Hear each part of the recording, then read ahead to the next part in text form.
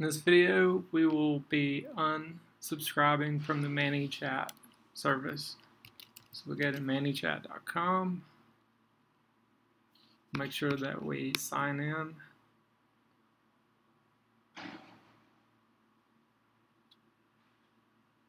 Make sure that we have the correct page selected. Next, we'll click Settings. Then we'll click on Billing. And then we'll just scroll down here and we will click Cancel Subscription. And then read the terms.